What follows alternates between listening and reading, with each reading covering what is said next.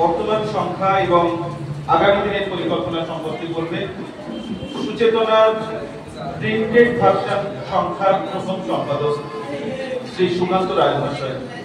তাকে আমি মঞ্চস্থ অনুরোধ করছি। প্রথমে উপস্থিত সবাইকে স্বাগত জানাই। আমি এই মুহূর্তে দেখতে পাচ্ছি আমাদের দর্শক শ্রোতাদের বেশিরভাগই অরিজিনালি গ্রামাঞ্চলে বসবাসকারী মানুষ। তারা হয়তো কেউ কেউ শহরে বসবাস করেন বর্তমানে। তো গ্রামের মানুষজন আমরা যে সংস্কৃতিটাকে, যে উৎসবটাকে, যে লোক দেবী বা দেবতাকে বরণ করতে চলেছি বা তাকে কেন্দ্র করে যে পত্রিকা আমাদের হয়েছে তার সম্পর্কে অল্প বিস্তর আপনারা জানেন। শহুরে মানুষজন যারা লোক সংস্কৃতি চর্চা করেন মূলত পড়াশোনার মাধ্যমে, কিছু কিছু জায়গায় ক্ষেত্র সমীক্ষার মাধ্যমে তারাও অনেকটা ওয়াকিবহাল। আমি সবার প্রতি সমান সম্মান জানিয়ে কথাটি বলছি। আজকে যদি এই অনুষ্ঠানের শুরু থেকে কেউ লক্ষ্য করেন বা অনুষ্ঠান 3টে আরম্ভ তার একটু আগে বা ঠিক 3টের সময় এসে থাকেন, আর যদি খুব অভিনিবেশ সহকারে লক্ষ্য করেন তাহলে লক্ষ্য করবেন আমাদের অনুষ্ঠান মঞ্চের আগে আরেকটি মঞ্চ স্থাপিত হয়েছে। আমার মনন বলে ওই জায়গাটির নাম দেওয়া যায় প্রবেশিকা প্রাঙ্গণ। সেই প্রবেশিকা প্রাঙ্গণের যে মাহাত্ম্য, তার যে রচনা, তার যে নির্মাণ, সে নির্মাণও ধরা আছে আজকের পত্রিকার বিষয়ে মূল ভাবনা। তারপরেও একটু আগে যে পর্বটি সম্পাদিত হলো, সম্পন্ন হলো, সেখানে আপনারা দেখলেন একটি লোকজ এবং আমাদের চিরাচরিতভাবে বয়ে আসা মাতৃশক্তিকে বন্দনা করার আন্তরিক প্রয়াস। সেখানে আমরা লক্ষ্য করেছি যে সমস্ত ধর্মের, সমস্ত বর্ণের, সমস্ত সামাজিক স্তর থেকে আসা মানুষজন, আমি ব্যক্তিগতভাবে এখানে অভিষ্ট যারা একজন ছাড়া সবাইকে চিনি, জানি, তাদের এই কোন স্তর থেকে আসছেন একটুখানি জানি। সেখানেও একটা সাম্যতা, সবাইকে সমানভাবে দেখা, মানুষ হিসেবে দেখা, এটা আজকের সমাজের এই মুহূর্তে সারা পৃথিবীর একটি জরুরি প্রশ্ন এবং অন্বেষণ বটে। সারা পৃথিবীর মানুষ আমরা অনেকখানি আগে এসেছি ভাবছি। একটু আগেই যখন আমি সকালে এসেছিলাম তখন আমাদেরই একজন প্রশ্ন করলো যে আমরা এই সংখ্যার মাধ্যমে কি পিছিয়ে যেতে চাইছি না? আমি বললাম কেন? সে বললো না, এগুলো তো অনেক পেছনে পেছনে চলে গেছে, আমরা তো একটু আগে রকেট যুগে এসে গেছি, আমাদের মানুষ যাচ্ছে। আমরা তখন বললাম যে তুমি আমাদের এই সংখ্যাটা যদি না পড়ে থাকো অবশ্যই পড়ো, আর এই সংখ্যার প্রস্তুতি পর্বের যে মানুষজন গুলো আছে তাদের ফোন নাম্বার থেকে নাও, তাদের সঙ্গে যোগাযোগ করো। অথবা তুমি একটু লোক সংস্কৃতি নিয়ে পড়াশোনা করতে বুঝতে পারবে আমাদের রুট বা মূলটা, অগ্রগতির মূল রুটটা ওখানে রয়ে গেছে। যে মানুষ যে বিজ্ঞানীকে আজকে চাঁদে যাচ্ছে, সে মানুষের সাম্যতা নিয়ে নিশ্চয়ই যাচ্ছে। সে ওখানে গিয়ে শুধু মুসলমান মানুষ যাবে, শুধু হিন্দু মানুষ যাবে, শুধু খ্রিস্টান মানুষ যাবে, নিশ্চয়ই এই মানুষের কথা নিয়ে যাচ্ছে না। তারও বীজ মন্ত্র আমাদের এই সংস্কার মধ্যে আছে মানুষকে ভালোবাসা, সব ধর্মের মানুষকে সমানভাবে দেখা, যেটা ভারতীয় একটি গর্বের ঐতিহ্য এবং আমাদের যা সম্মান হয়ে আনে।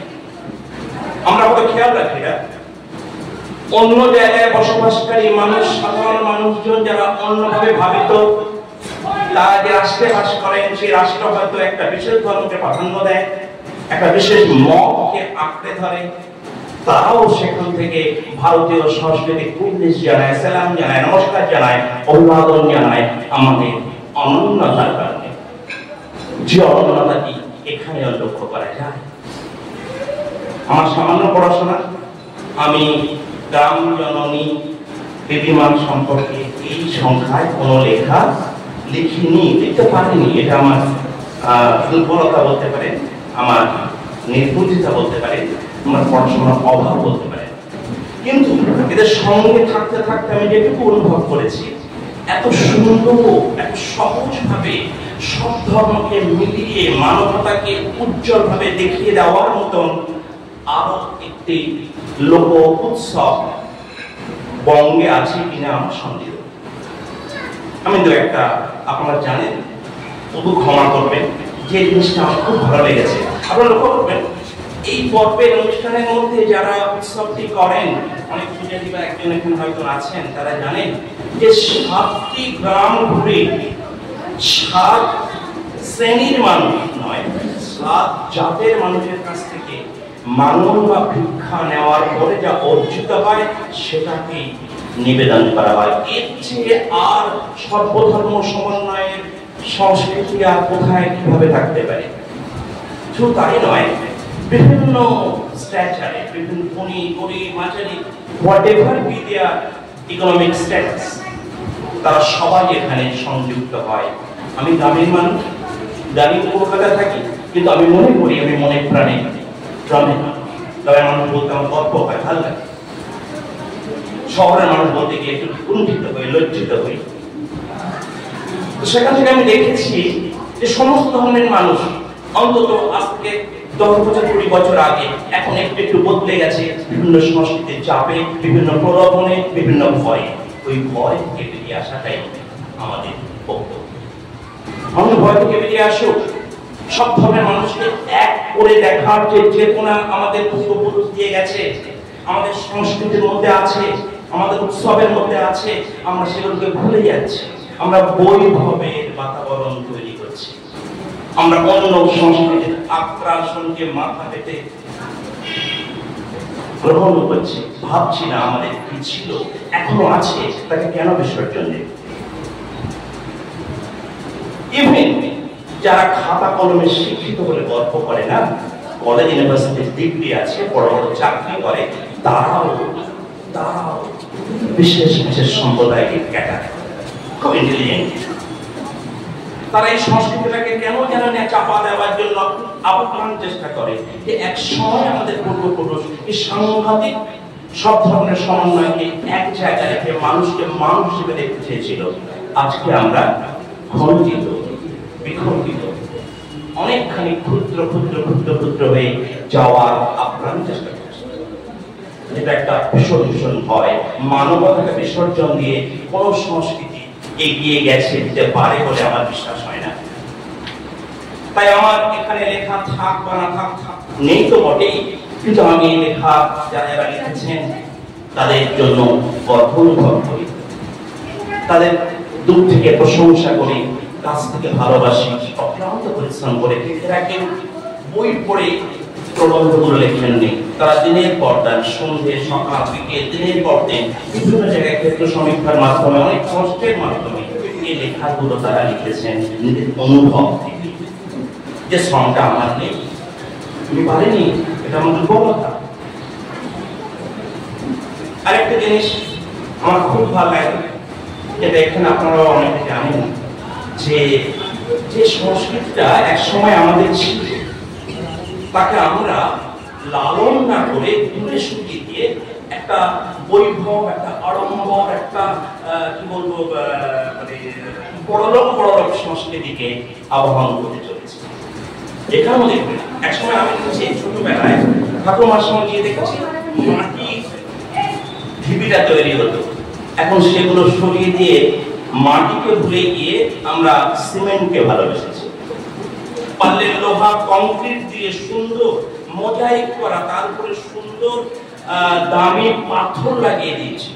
উৎসবটা হচ্ছে সেখানে মাটির কোন স্পর্শ নেই, আন্তরিকতাহীনতা, আন্তরিকতাহীন আড়ম্বরতা আমাদের গ্রাস করছে সর্বত্র।